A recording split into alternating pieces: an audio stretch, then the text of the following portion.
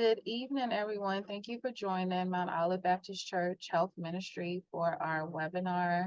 Tonight, we are joined by Tanisha Robinson. I will open us up in scripture. I am reading Psalm 46.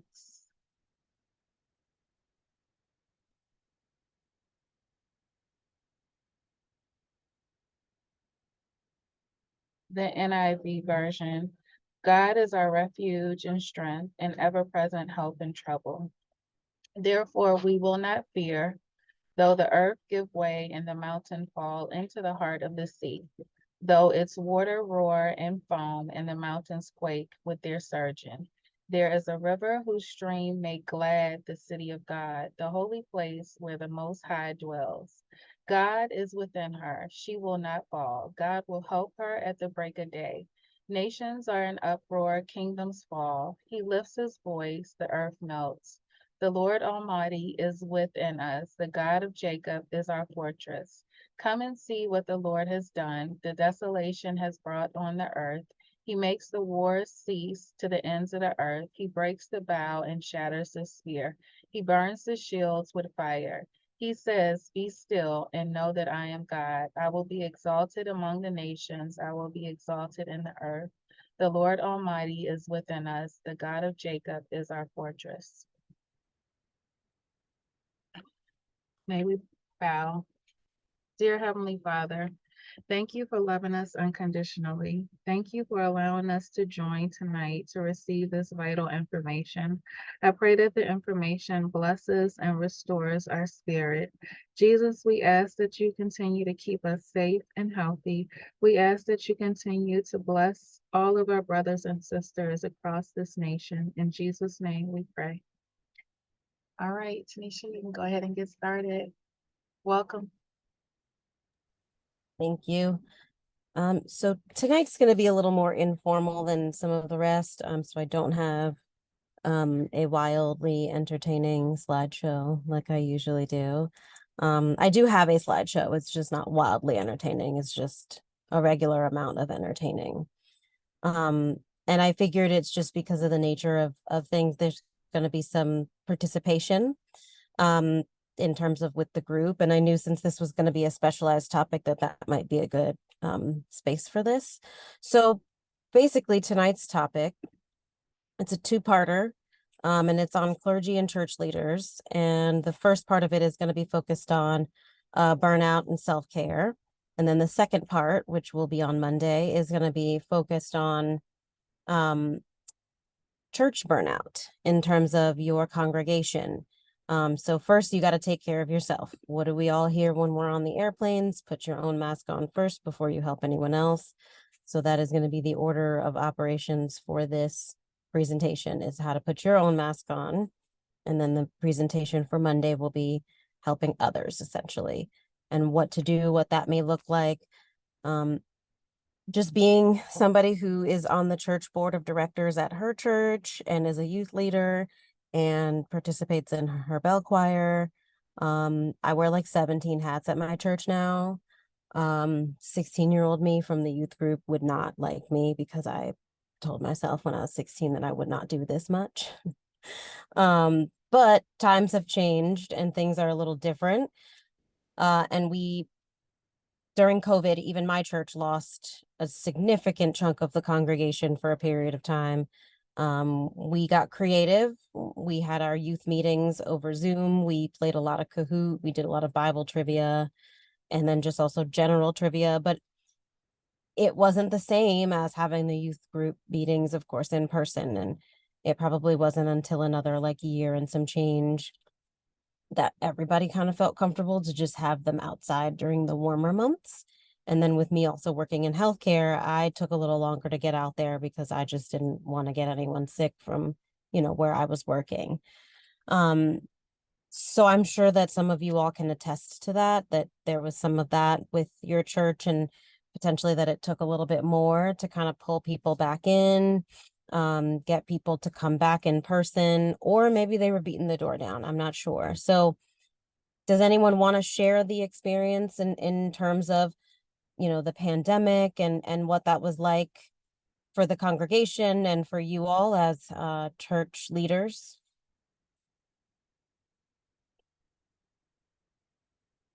Don't all unmute at once.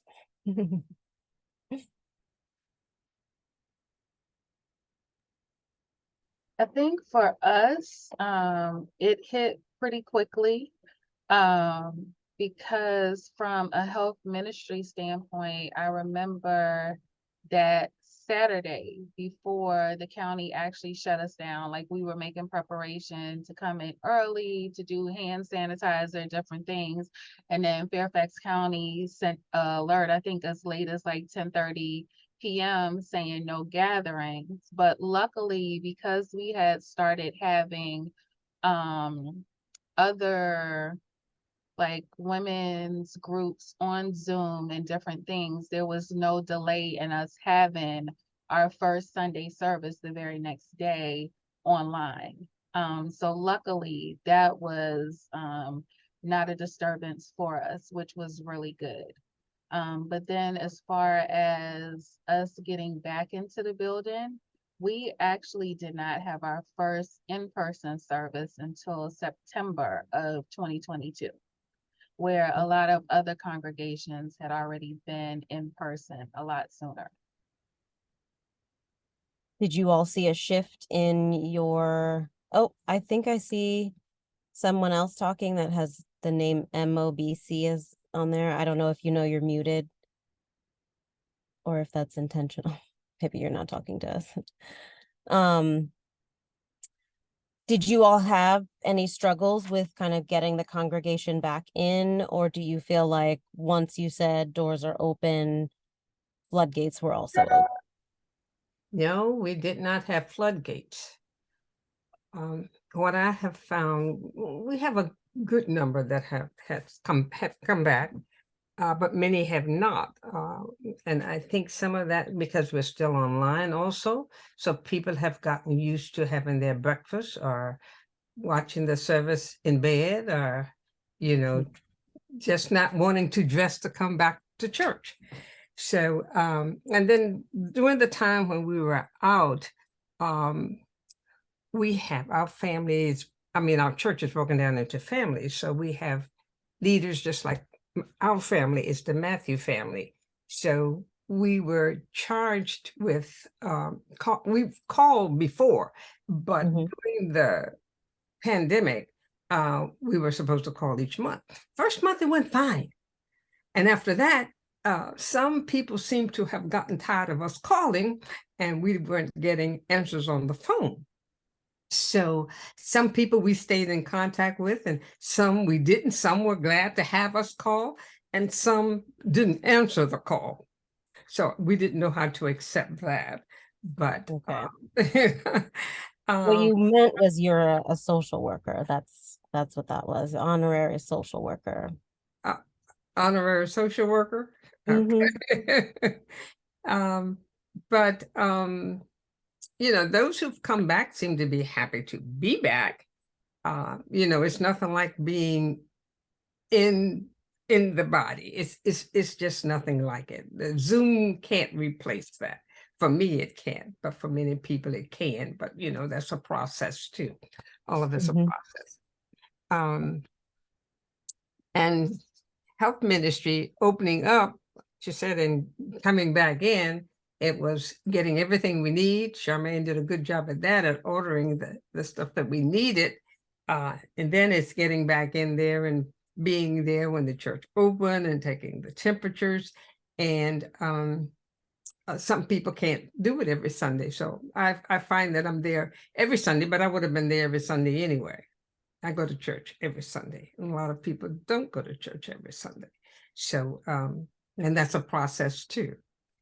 So we try to, you know, just deal with people where they are. There are people who call us with questions and we try to answer those questions. And Sister Tina gets tired of me calling her.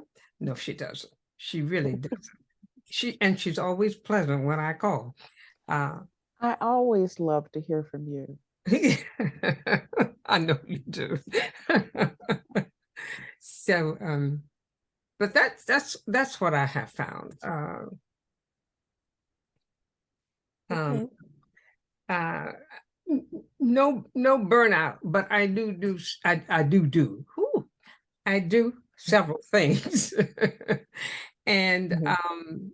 I find that I overdo sometimes, you know, and think of, I think of myself last. And basically, I'm just a helper. Nurses are helpers. We help other people. We help all the time. We're always last, we last to have lunch. We just help other people. So it takes a bit much for me to look at taking care of myself. So I'm here this evening for you to tell me I take care of myself.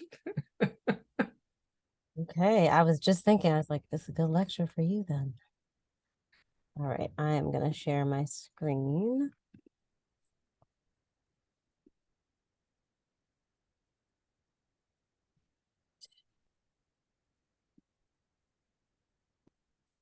So here.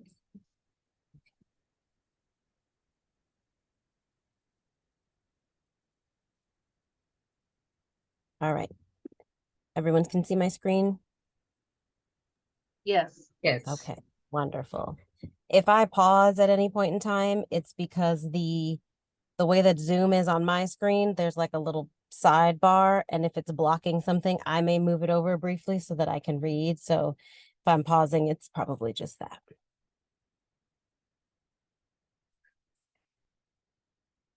All right.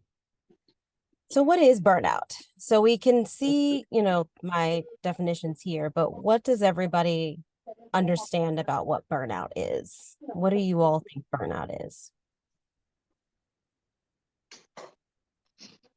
For me, it's just overdoing. Okay. That I get totally exhausted. Okay. Who else?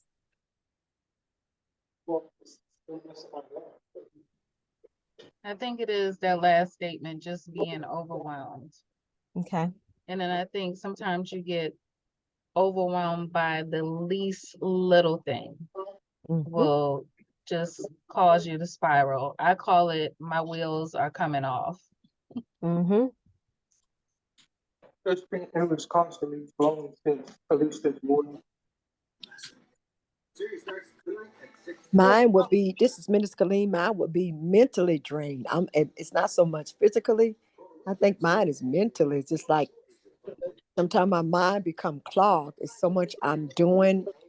And even though my body's still working, but my mind is trying to go somewhere else. It's like um, I was babysitting my grandson, and I was calling my grandson Luna. Luna's my dog. So I know that I was mentally drained because I seemed like I couldn't get back on track. So I think it's mentally with me when I say burnout. Ooh, slide. Okay.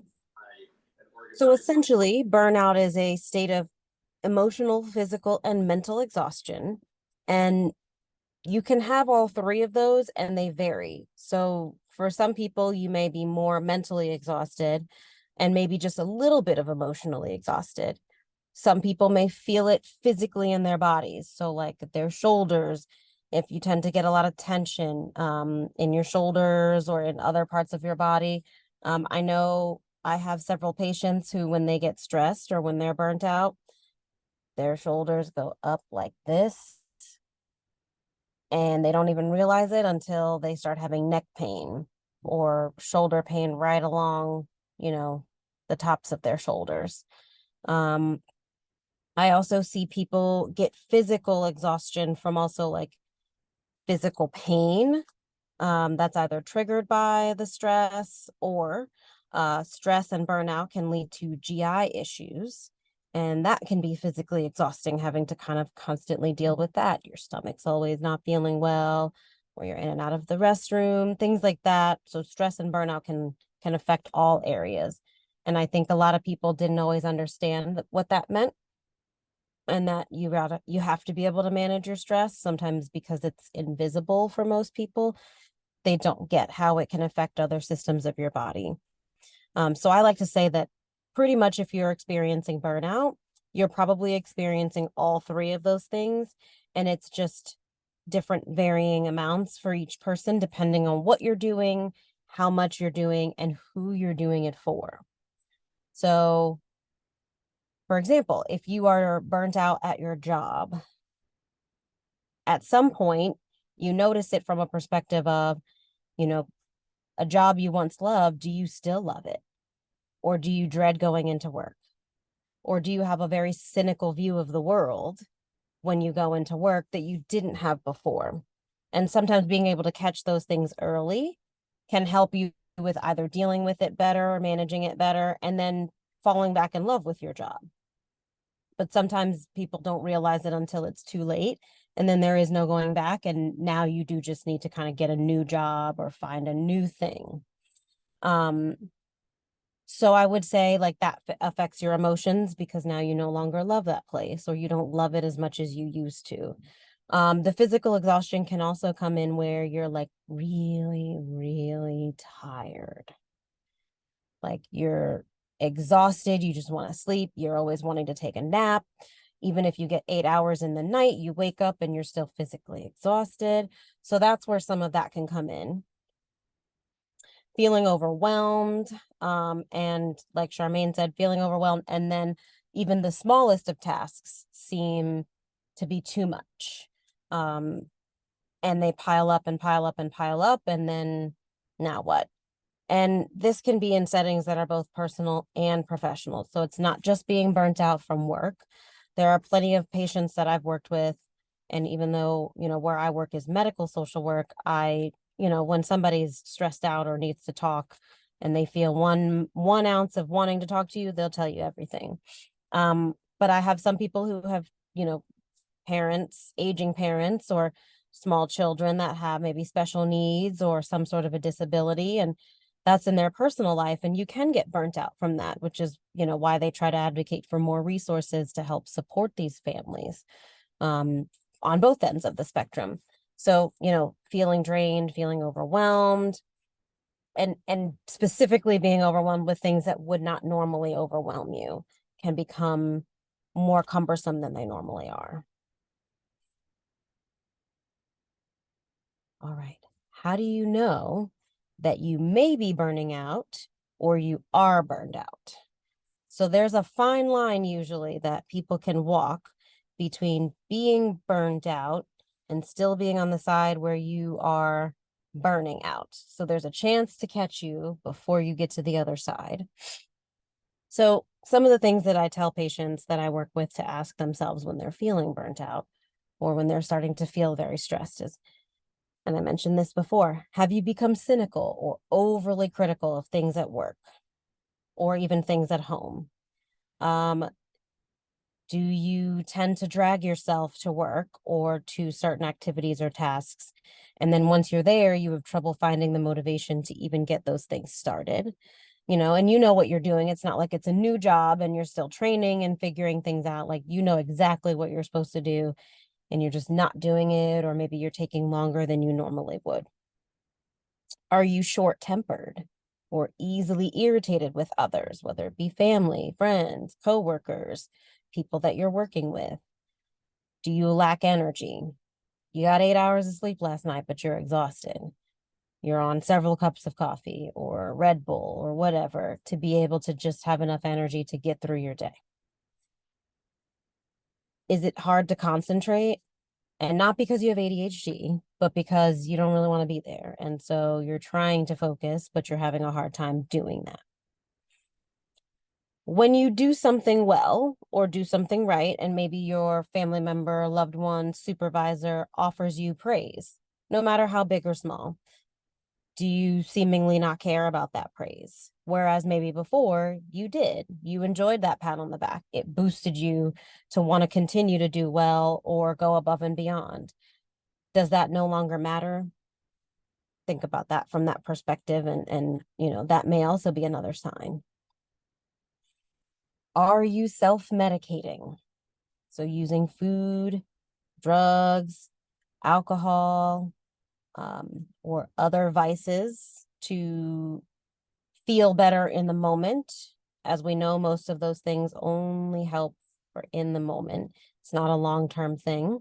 So are you using those vices to help with, feeling better, or just forgetting about whatever may have happened? Sleep habits. So sleep's really important. Are you changing your sleep habits, whether that be on purpose, consciously, or on accident, unconsciously? And by that, it means like, are you sleeping more during the day and not necessarily as much at night because you're always exhausted or you're always feeling low energy? And then those physical aspects that I explained, do you feel pain? Do you have headaches? So tension headaches are a big part of this. A lot of people get tension headaches or tension pain, and that oftentimes comes from like a nerve that's being pinched down on because of something that you're doing from not relaxing. Stomach or bowel problems, that's what I was talking about in terms of some of the GI issues, or just other physical complications. My partner is a cardiologist, specifically an interventional cardiologist, and he has patients that have what's called an NSTEMI. And those are where the heart attack is triggered by something outside of like heart blockage, plaque in the arteries, things like that, where he would go in, place a stent, open it back up, and allow for regular blood flow. If it's an NSTEMI, it's not caused by that. And a lot of the times when he dives into it, the NSTEMIs are caused by stress.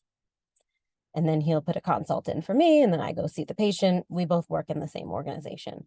And so that's usually where a lot of those come from. So by not dealing with stress or burnout symptoms, it can also lead to other physical complaints or complications, and that's just one of them. It's on the more severe end of the spectrum, but that's just how far it can go depending on how well you do or don't manage things. And the more in denial someone is about what they're experiencing, the worse it will be should they have any of those complications. Common signs for you to look at for burnout in a person. So, like I said, fatigue. Everybody's tired. I don't know anybody who is not tired since the pandemic. If somebody tells you they're not tired, they might be fibbing a little. I'm tired right now. We're all tired. There is a level of normality for that, depending on how busy or not busy you are. But if you see somebody's baseline and then all of a sudden they just seemingly are like dragging, or they're yawning more than normal for them, that would be something that you'd want to look out for. Feelings of apathy, those tension or stress headaches, they are isolating. Maybe they weren't necessarily an extrovert from day one, but if they are a part of your church community and they normally came out to different events or different, social gatherings within the church, and now all of a sudden they're not, that could be something where they're isolating away and there's something more possibly going on, especially if they haven't necessarily stated like, oh, I'm busy because of XYZ. Or, oh, I'm busy because my kid has, basketball season and that's why I'm not around as much. If they don't really have any of that going on, then it could be isolation issues. And then changes to your diet. So that's probably one of the bigger ones. I work primarily in bariatrics where I'm at, but I also see patients in some of the other specialties sometimes. But the biggest time when I know that somebody is stressed or possibly burning out from something is when their diets change. So I get patients due to them having or wanting to have bariatric surgery. We're usually managing their diet and behavior modifications. And so what that means is if you're snacking more than you normally would or eating excessively during any of your meals, or you are restricting. So if normally you would eat a plate of food without too much issue, and now you're like, I'm not hungry, and you've been somewhere for a few hours and you're not hungry at all, like not even for a snack, that's also probably a problem in terms of the amount of stress.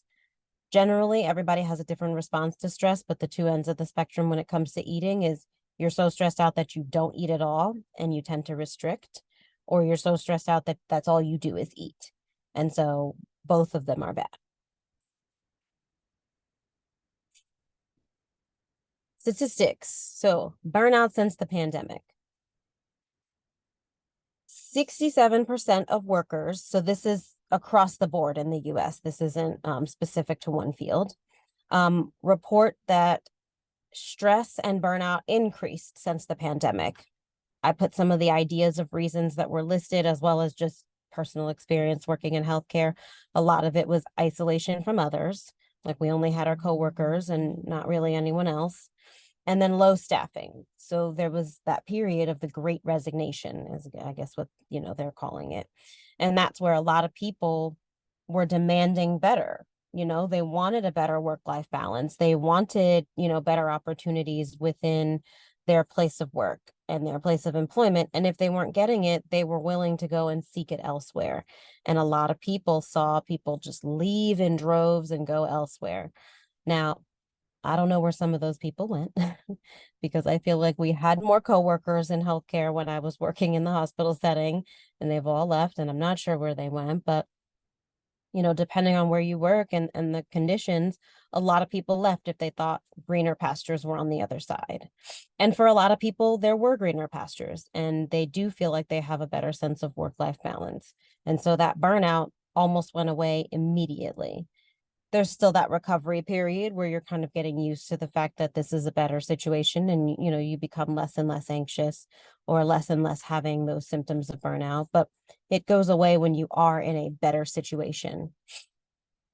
13% of people feel like it's gotten better, but otherwise between December of 2020 and July of 2021, so right in that period where the first winter season would have happened with COVID, there was an increase in burnout. Again, staffing, there were a lot of people that had been laid off or were on disability, especially if they had gotten COVID and it had hit them hard and they couldn't go back to work. Now somebody still has to do their job, just unfortunately they are, out for disability reasons, changes nothing. And then the statistic that really kind of blows my mind is 83% of Americans deal with work-related stress in their lives. And this isn't the normative amount of stress in terms of like, there's always going to be some level of stress in your job. There's stress in everything. If you play a sport, no matter how much you love it, there's some level of stress. If you have a hobby, again, some level of stress. This statistic is specifically pointing to negative amounts of stress as opposed to just normative amounts of stress that come with a job. Per the New York Times, so this one's going to be specific to clergy and spiritual staff, young pastors are more highly affected by burnout. Now, the numbers were moderate pre-pandemic, so these are going to be more like post-pandemic and during the pandemic, where I think some of the newer pastors that were younger kind of were basically born into fire, as it were, by becoming huge leaders all at once, not necessarily having a lot of time to kind of grow and develop under more normal circumstances, and having to make more split decisions about what they were doing and how they were managing things and what they were doing to be able to take care of their spiritual groups and their congregation. And so the younger pastors that might not have had as much, experience, they experienced higher rates of burnout. 46% of pastors that were under the age of 45 reported to the New York Times in this survey that they were ready to just give it up. Like they had every intention of quitting full-time ministry. A lot of them stayed part-time if they decided to actually leave. But a decent chunk, almost 50%, had considered just leaving altogether. Compared to the pastors that were that were 45 and older. Again, those years of experience really kicked in to allow them to have the ability to kind of bend a little bit differently under the pressure. Whereas some of the newer ones that maybe were just recently ordained or just graduated or, just got into this field didn't have as much of those benefits. And so a lot of them just couldn't handle it. As well as in comparison to men, a lot of clergy women or female church leaders also were more likely to burn out in comparison to male clergy or male church leaders. They also tended to have higher rates of stress shown based off of the survey that was done. And I think some of that is also that there was the projected nurturing aspect of things. Women just out of being mothers tend to have more of a nurturing spirit. And there's no judgment. I'm sure there are many, many very nurturing men. It just comes from those aspects of things. And so that tends to kind of come out, in teaching profession, social work, nursing, tend to be female dominated fields because of that nurturing aspect. And that's where a lot of the burnout also falls into, is you pour in so much of you because that's just kind of essentially in your nature, as it were. And so that's where some of the women that did the survey specifically were talking about some of those feelings that they were like giving their all, and maybe some of their male counterparts weren't giving as much in the same way. And they were trying to find a balance where they could take a step back, where they were doing the same, not pouring all of themselves into it. And it's hard to be able to strike a balance when you really care about something or someone to care about yourself as well. As some of you said earlier, for my nurses in the group, you guys, just as much as anyone else in healthcare, if not sometimes more, pour a lot of yourselves into your patients. And so it tends to be very hard to take care of yourself, to remember to go to the bathroom, to remember to take a drink of water in between helping patients. And the women in this survey felt very similar in terms of the way they were interacting with their congregation. So I'm going to play this YouTube video.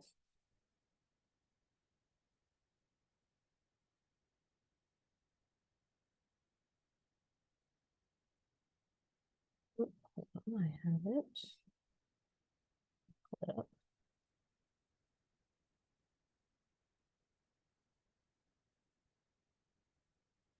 Okay, so the name of this YouTuber, like her account, is How to ADHD, but the topic is on burnout specifically. Let me share my screen one more time.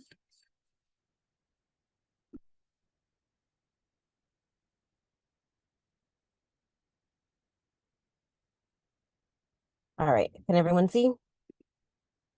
Yes. Okay, Burned out. Have you been burned out? I feel like I'm burning out. Am I burned out? What is let's start it over. Hello, brains? Are you burned out? Have you been burned out? I feel like I'm burning out. Am I burned out? What is burnout?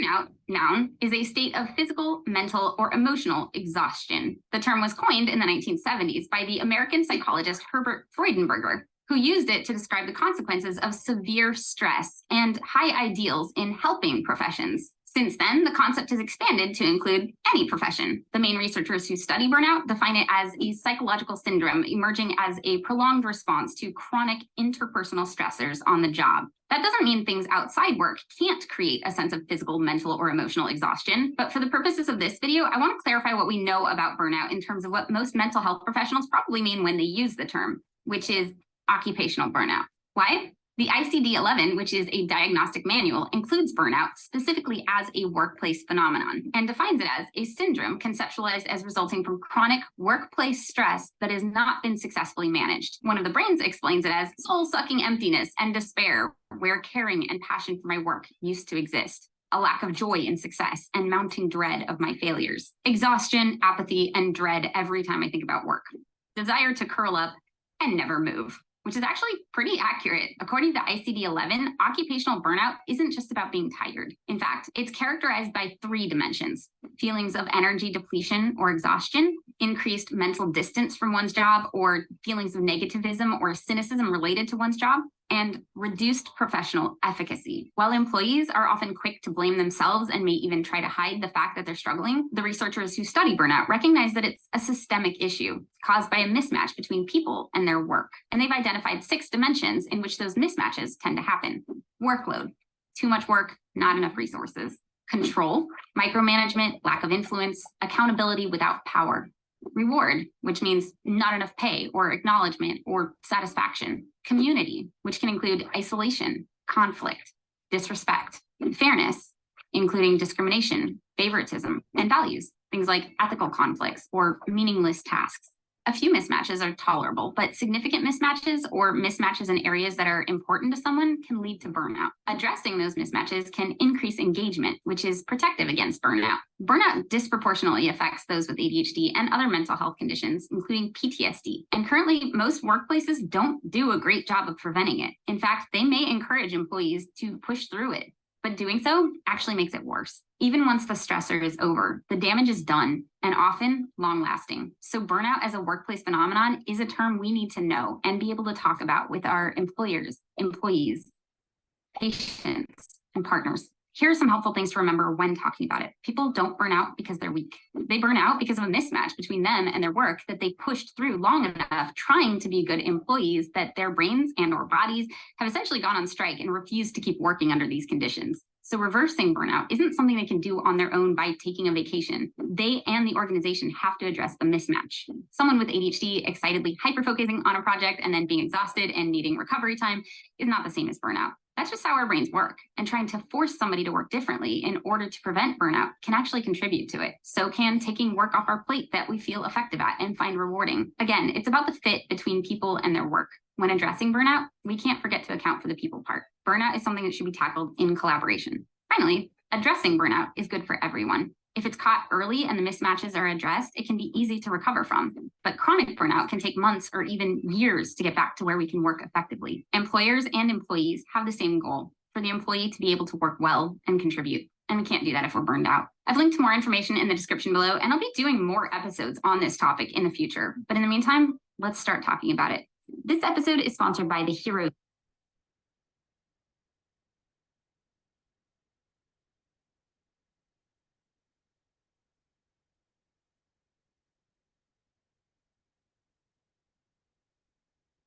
Oh, oops, to reshare.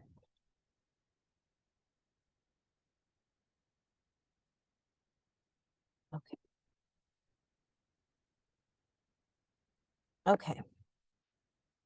So I found that video very specific in terms of just understanding and being able to recognize it as a workplace occupation, because whether you are doing it for a paycheck because this is your job, or you're doing it as something that is a volunteer is still work.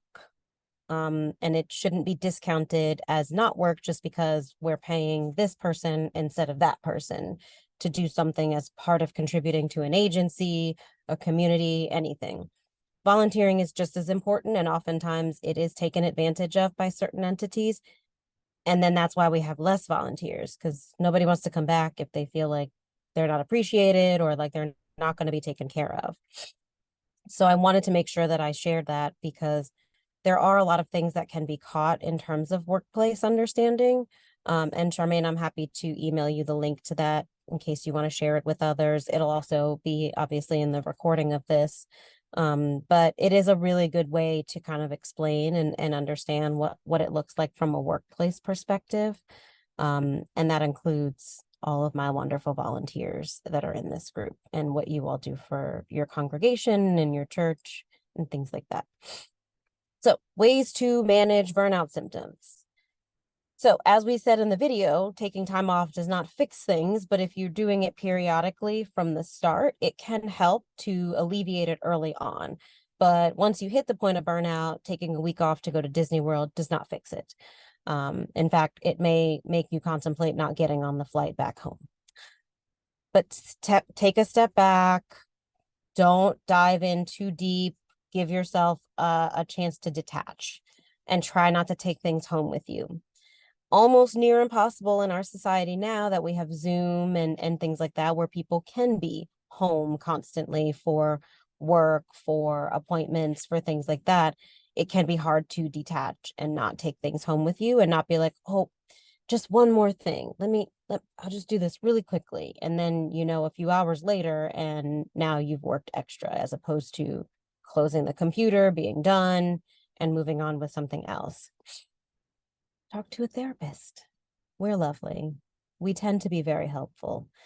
Reach out to one if you feel like you're at that point. Oftentimes, a lot of employers have something called EAP, Employee Assistance Program. And what that looks like for most people is the ability to go and see a therapist, and it's covered. at whatever number of sessions that they have as part of your benefits package. The beautiful thing about EAP that a lot of people don't know about is EAP pays for EAP services whether you have a mental health diagnosis or not. In the DSM-5, there are these really fun codes called social and environmental codes. They are generally partnered with the mental health clinical diagnoses. So for example, major depressive disorder would be the primary diagnosis that someone may have. But maybe it turns out that they have major depressive disorder because they were physically abused as a child. There is a social and environmental code that is specific for child abuse, and there are a couple of them that are specific for different things. But what that says is that further helps for someone to understand like why you're treating their major depressive disorder. It just gives more specifiers and helps whoever the clinical person that's reviewing it, the insurance company, etc., understand. If you're using health insurance, the social and environmental codes are usually not covered because that's not a medical necessity. But under EAP, they are. And so for a lot of my folks who are generally nervous about seeing a therapist because they don't want to be labeled with a diagnosis, or they don't feel like they have anything that serious, but they can't afford to pay out of pocket to not use their insurance, EAP is oftentimes a good solution. There is a section of the social and environmental codes that are specific to employment and occupation. So it could be stress with your supervisor, stress with a coworker, stress from the work, stress from the environment. And they have those codes, and that specifically you can use, multiple of them or just one. But the good thing about EAP is you're not required to have a mental health diagnosis to use those codes, or I'm sorry, to use those benefits. So for a lot of my people who are like, I don't know, that's a good alternative. So it's just something to think about if you ever want to kind of support somebody in getting any assistance or getting some counseling, talk to them about using their EAP benefits. Most companies provide EAP services to their employees, whether they are part-time or full-time. I think the only thing that will differentiate is if they are like PRN status, as to if they do or don't. But I feel like after the pandemic, most companies offer it across the board, no matter how many hours a week, month, year you are working. Exercise. So doing yoga, getting outside for a walk, going to the gym, playing a team sport, any of those things can produce endorphins, and endorphins make people happy. And that helps with preventing a lot of the stress, as well as the anger that comes with the stress that's affiliated from your being burnt out about a specific situation. Practicing mindfulness or doing meditation, whether that be on your own or guided meditation. Establishing a routine. This is so important. And I think people didn't realize this until their routines were thrown out of the window when the world shut down. Routines are really important, and having it thrown off can affect somebody's mood because you're used to one thing after another. We as human beings are creatures of habit.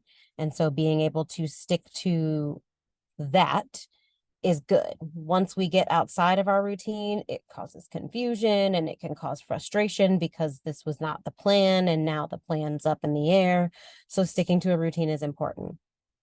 Being social with others. So getting out, spending time with people doesn't have to be every day, but doing it at some level is helpful. Say no. The shortest words in the English language, and it is probably one of the least used words in caring professions.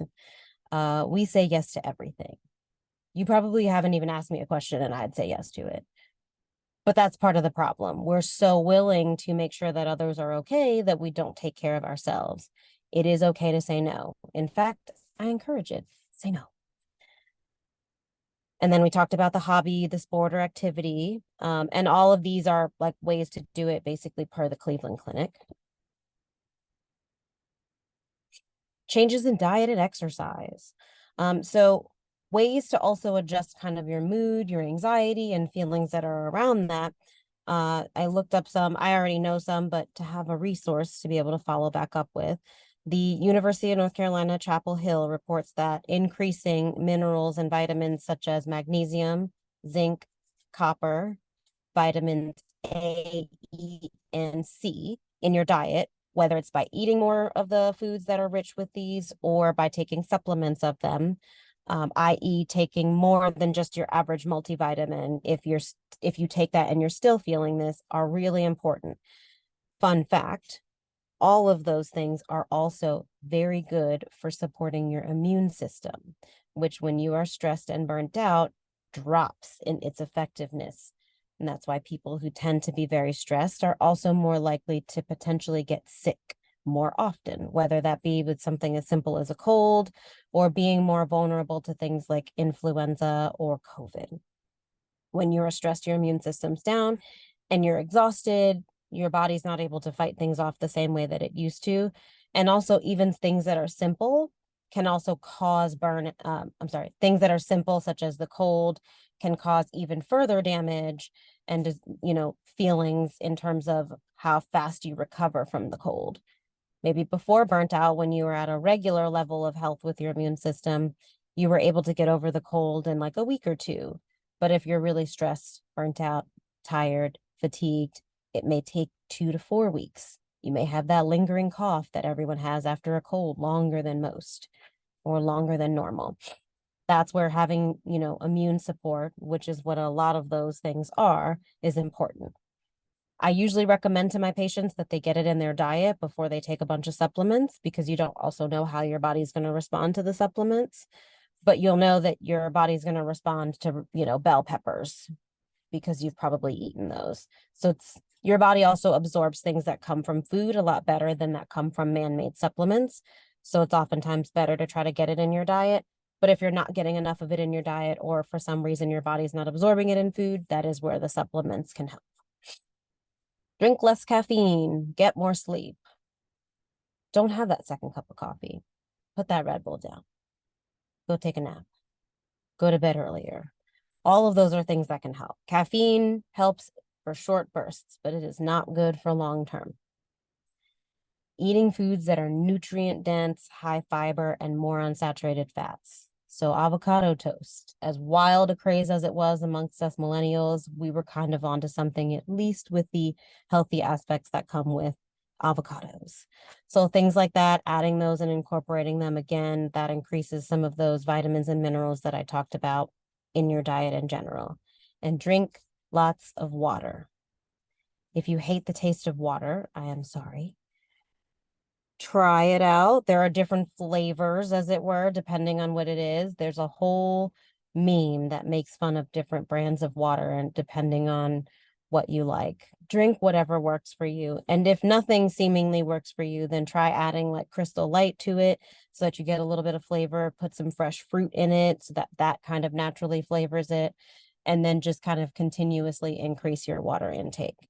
It's also very good for your skin and your hair. So if you would like to have the extra glow, drink lots of water. Anybody have any questions now that we are at the end? I know there's stuff in the chat. I just hadn't gotten to it yet.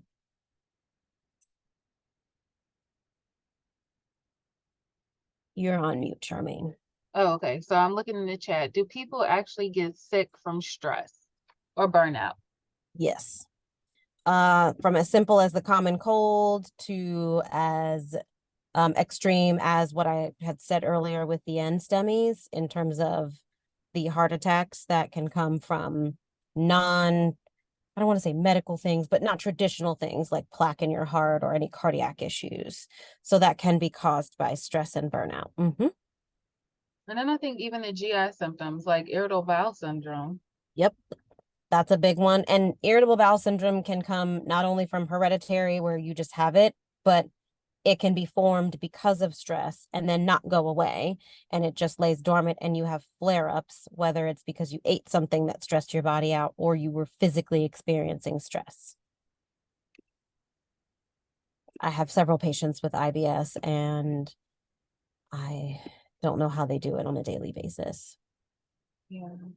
I think the information that you gave about EAP was very helpful for people to use those resources, especially as you talk about getting help and utilizing it, especially for people that are concerned about not having a diagnosis Right. show up in their medical records. Yeah, EAP is a really good resource. Now, it is limited. And so it is whatever the benefit is that your job offers. So it's not necessarily meant to be long-term, ongoing, sustaining, don't use your health insurance. But it's something that, and usually because EAP is generally short, a lot of the times what the counselor will do, because you can be certified as an EAP professional within mental health, a lot of the times what that EAP professional will work specifically on is very targeted short-term behavioral health. So they're not going to target, all the potentially 800 other things that you may need to process. They're going to focus on what triggered you to use the EAP benefit. And then once that's resolved, if you feel like you have other things going on, they can either recommend that you ask for more EAP coverage or that you do go and see somebody for a more formal mental health evaluation, diagnosis, and treatment. But EAP is generally meant to be targeted on the thing that you needed the EAP for, not for every single thing. And sometimes I think people get confused with that. They just use it instead of using their health insurance. And I mean, you can do that if you don't have a problem with the diagnosis and you're just trying to maybe save money on a copay for the first few sessions. But outside of that, if that's not what you're looking to do, it's just focused on the targeted stuff. So if it is burnout at your job, then that's what they're going to focus the bulk of the treatment plan on. And what I Can have I- found is it is Can I therapeutic ask to a actually question? say no. Yes, go ahead. You have your question. You say no? Well, No. first off, I have a comment. You say no? I actually, when I do say no, it shocks a lot of people. So of course they're like, "Are you serious?" But it is therapeutic. Yeah. Okay. All right. So I have a question about burnout and so how long once let's say you've got a task to do, like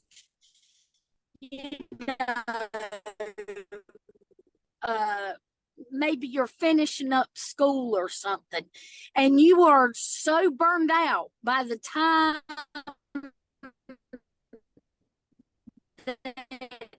it is at the end, you force yourself to even function. How long after you complete that task do you anticipate that the person will feel normal again? Or do they ever regain that sense of normalcy? So I can't answer that in terms of like the over specifics. I know I kind of went over it both with the video and earlier and saying from general perspectives, it is a case by case. So that's very specific. So I wouldn't be able to tell you anything from that. Every person is different in terms of how they respond to what they're doing. It's also about when you catch the burnout and start dealing with it. So those are two very different things. You can catch that you're burnt out, but if you don't deal with it until weeks, months, whatever's later, then the damage will set in more and more and more versus if you catch it early and deal with it early. So it's really all about not only when you catch it, but when you deal with it. Because there are plenty of people who know they're burnt out at a job, can't stand it, but they don't leave for various reasons, financial, or they're nervous about changing, they're like, well, at least I know this monster versus another one in terms of like changing jobs. So people stay for various reasons. I usually tell people like it's probably better for a change of scenery and just giving it a chance, because if you get so burnt out that you're not doing your job, like at some point, somebody's going to make that decision for you versus you being able to have the wherewithal to kind of see that and make that decision to leave and find a new place, knowing that this isn't healthy versus them saying, you're not doing a great job. Have a nice day. Same thing with school. Right. You don't want to get a failing grade. So by recognizing it and reaching out and getting resources and support can help you with, being able to pass the class versus drowning on your own and not passing at all. And then now what? Yeah, Now you got to that pay the makes money for sense. the class again. So it's all about when you catch it and what you do about it once you've caught it. Right. Thank you so much. Mm-hmm.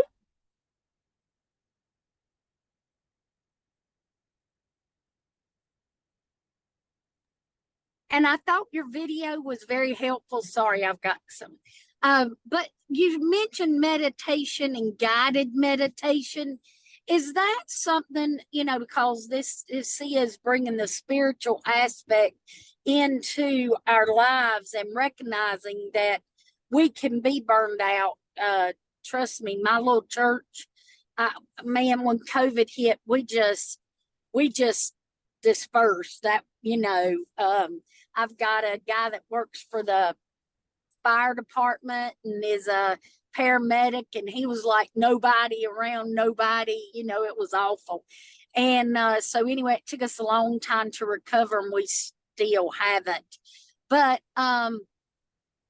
when you're talking about meditation, do you have some resources maybe that we could use for guided meditation through the internet? I'm really skeptical about some of those resources, as far as I might get the wrong one, so I'm just asking if you know of any good Christian, guided meditation.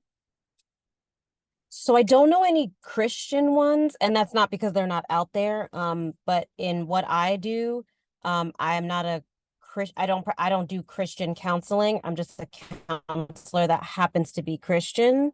And so I don't incorporate spirituality unless my patient talks about it. And then of course, as a social worker, I'm always going to embrace that. I want people to feel comfortable. I just don't weave it in because I do work with people of different backgrounds, and sometimes it can make patients uncomfortable, especially if they're not of that religion. For the most part, if you search on YouTube guided meditation for, and then fill in the thing you're trying to work on, burnout, depression, anxiety, sleep, they'll come up with a bunch of videos. You can probably put on YouTube in the search Christian-based guided meditation for stress, for depression, and videos will pop up. What I always suggest is, before you plan to do it, just listen to the video.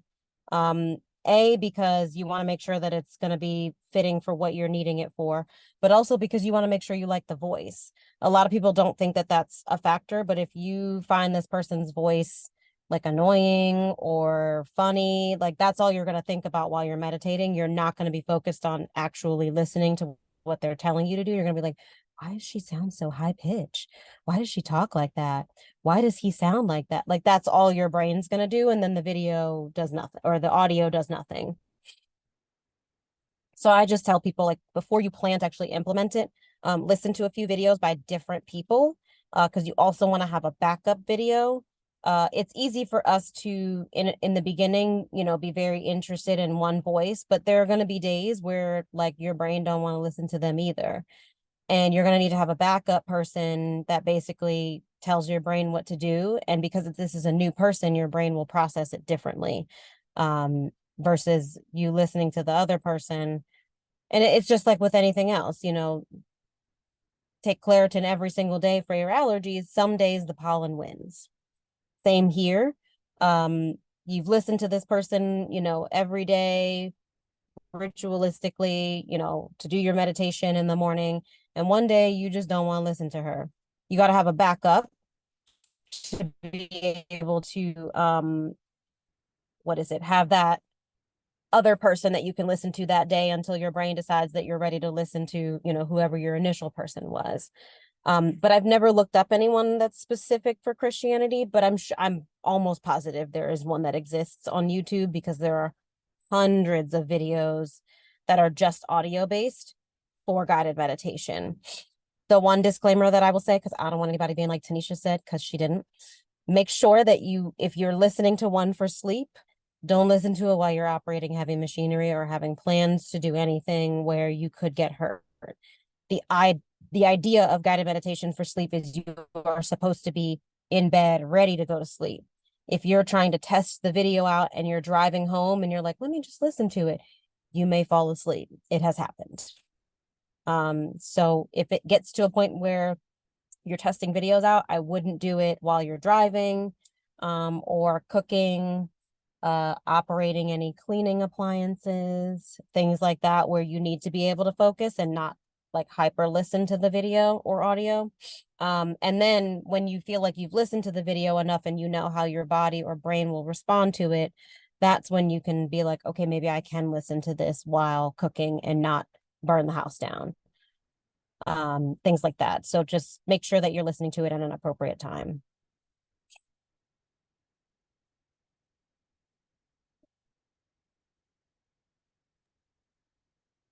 All right. Any other comments or feedback? No. Well, this was good. Deaconess Carol? Nothing? Not tonight. Okay, very good presentation though. Very good. I enjoyed Thank you. it. Okay. Um, And hello. Go ahead, Reverend McBurrow. I was just thinking about, I think the question was about Christian meditation, and there is a meditation. It's actually a subscription that you can sign up for. It's called Encounter, and I'll forward it to you, Shamim. But I mean, it's scripture based, and all what the guy does is walk you through listening to scripture. And I have found that that is one meditation that is very centering and calming. So if somebody's looking for something that is Bible based, that is one that I would recommend, because I've listened to it and I know for a fact is what is offered is something that is gonna be beneficial. Or it may be beneficial to you, but at least we know it's sound Christian meditation. So let me find it and send it to you. Charmaine, which email should I send it to? Gmail or the other one? And we were just saying that Gmail is fine. Okay, I'm gonna send it to you right now. Okay. Is this the Gmail one? And I'm just sending you like the last one I received, but it at least allows a person to go in there, listen to him, the meditation, and follow through and see if it's something that is beneficial to them. Okay. All right, everyone. So we will be back Monday for part 2, and we'll start at 6 p.m. So once again, I thank you guys so much for joining us on Friday evening. So you guys have a good weekend, and we will see you all on Monday. And the theme will be the same. Yep. So we'll have more strategies for burnout. Thank you. All righty. Good night. All right. Good night, everyone.